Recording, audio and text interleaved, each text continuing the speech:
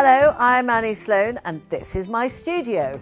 I'm going to paint this kitchen table. It's not a great table, but it's actually really serviceable and it was cheap, so we love it.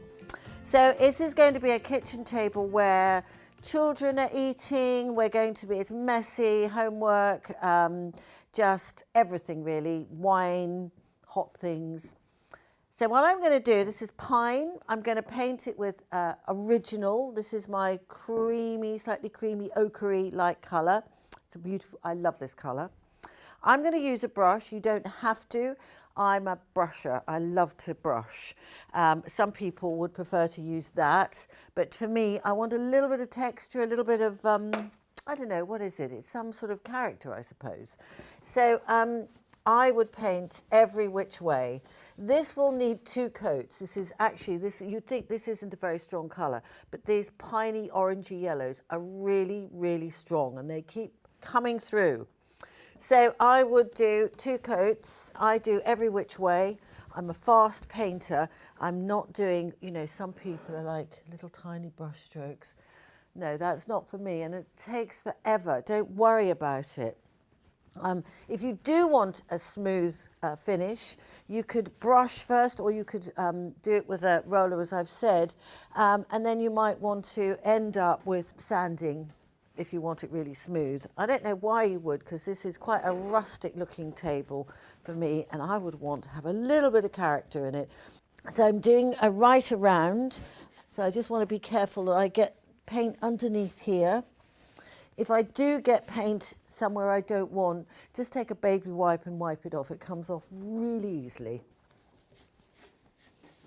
So I'm going to do 2 coats. This will be the first coat and this will be dry pretty quickly and then I will do my second coat.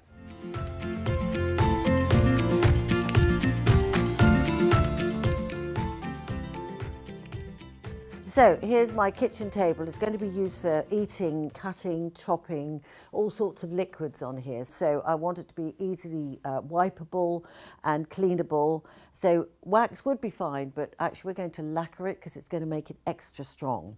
I've done 2 coats on here, so it's all looking really beautiful. I'm going to use this lacquer.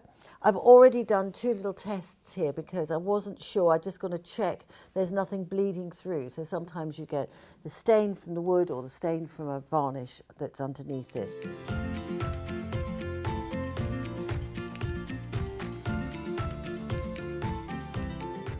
So a stir is always good.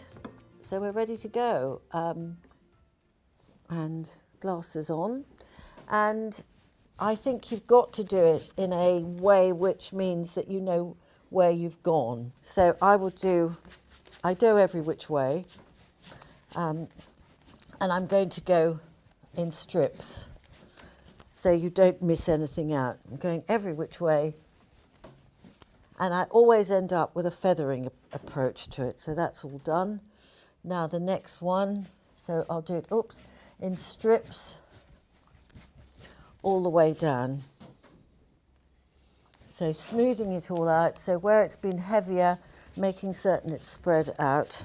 And I will do the edges to finish off. I'm using matte lacquer here. I could have used gloss, nice and shiny, but I didn't think that something which is like a rustic table should be glossy. Doesn't seem right to me, should be matte. Now finally, I'm now going to do all around in the edges.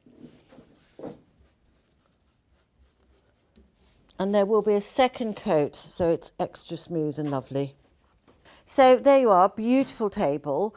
We just need a second coat, which I would recommend. Not absolutely necessary, but I think 2 would be good. And then that's it. You can use it right away, but be just a bit gentle for a couple of weeks because it needs to cure. It takes 2 weeks to cure really well.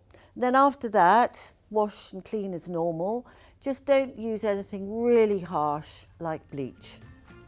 And after that, that's it. Takes whatever life throws at it, kids and everything. And there you have a really beautiful table.